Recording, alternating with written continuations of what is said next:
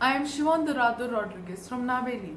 I wish to create awareness about the hasty and negligent way the go-ahead for the felling of over 60,000 trees within the Bhagwan Mahavir Wildlife Sanctuary and Molam National Park in Goa, which was given in order to facilitate three mega projects that are the doubling of the Southwestern Railway, the four-laning of NH4A, and the line-in-line-out electrical transmission line. Except for the last named project, which the government of Goa has claimed to have in principal approval, the other two projects have not received any approval from the central government. By an official response from our Honorable CM, Dr. Pramod Sawant, for two separate sets of queries from MLAs, Mr. Digambar Kamath and Mrs. Alina Saldana, in the just concluded assembly session. The recent land acquisition notification by applying the Draconian Railways Act during the pandemic of COVID-19 has caused great mental stress, anguish and distress among the local residents, most of whom are old and infirm, and in some instances were not even aware of the land acquisition process. An overwhelming majority of these residents have outright rejected and filed their objections along with other concerned individuals, groups and NGOs with the concerned authority. What was very shocking to note was that the Honorable Mr. Piyush Goyal, Union Minister of Railway, in a letter addressed to MLA Reginaldo Lorenzo, has categorically stated that the government of Goa has asked his ministry to apply the Draconian Railway Act to acquire the required land against the wishes of the local residents living alongside the existing railway tracks for generations. Is this not a betrayal of trust of its own people by the government of the state of Goa? Paints a very distressing image about the government of Goa's intentions to tacitly aid private corporations to construct the four-lane highway and doubling of the southwestern railway tracks at the taxpayers' expense for the personal financial benefit of Adani's, Jindal and Vedanta, for the intended purpose of transportation of hazardous coal from MPT to the hinterland of Karnataka and Maharashtra via the railway corridor and NH4A highway, cutting across fertile farmlands, thickly populated heritage areas, wetlands, wildlife sanctuary and national park. The near total destruction of the majestic Dudhsagar waterfalls, which is deemed to be the fourth highest in all of India and whose very existence is already threatened by the diversion of the Mahadev waters by Karnataka. The government of Goa should realize that Goa is a brand in itself, where after the decline of iron ore mining, tourism became the mainstay of our economy for the better part of the last decade.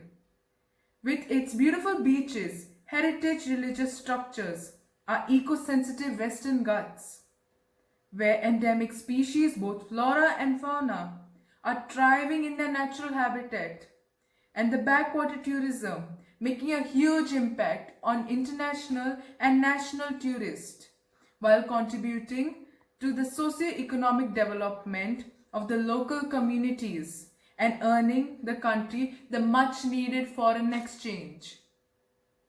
The Chief Conservator of Forest and the Chairman of the Wildlife Board of Goa, the Honorable CM himself, have connived with the private corporations in giving the go-ahead to cut over 60,000 trees and 185 hectares of pristine Western Ghats forest cover. This will result in habitat fragmentation and directly impact on Goa's precious but dwindling wildlife. And do you think this is for the benefit of Goa? A big no, but for the sole benefit of big private corporates like Adani, Jindal and Vedanta, so that their thermal power plants and power guzzling steel mills, where currently 12 million tons per annum of hazardous coal is transported via railway, but since an additional 17 thermal power plants are to go on stream by 2013, a mind-boggling 136 million tons per annum is targeted to be transported via Southwestern Railway, 51.6 million tons per annum.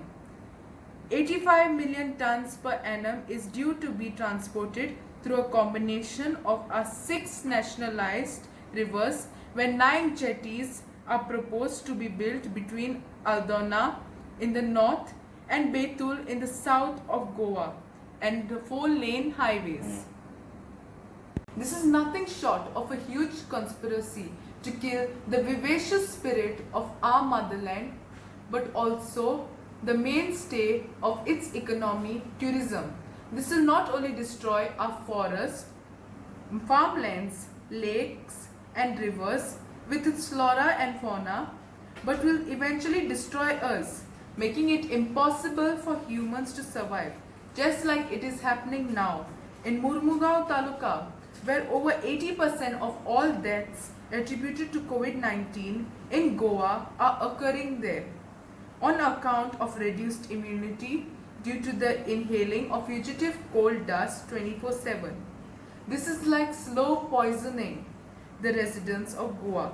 If this is not genocide, then what is? Medical studies conducted by independent laboratories have shown that fugitive coal dust particulates contain heavy metals which are toxic with high sulfur content, and this affects our lungs, causing us respiratory disorder, leading to major ailments like cancer, tuberculosis, etc., which is tragically a major contributing factor to the high mortality rates of over 70% of all officially reported deaths attributed to COVID-19 in the port town of Vasco da Gama and neighboring areas. This is most likely on account of reduced immunity of the residents due to the inhalation of the fugitive coal dust.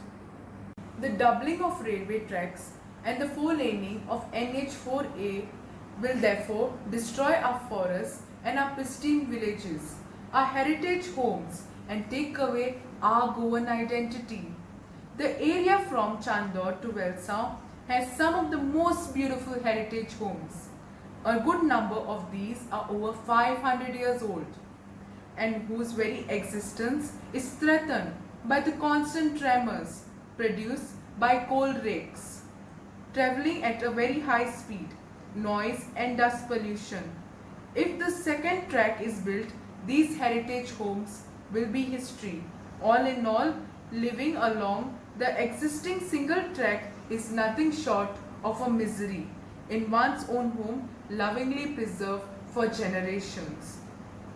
Till date, there is no environment impact assessment or social impact assessment done in these thickly populated areas along the coastal belt, which is a hub of the tourism industry.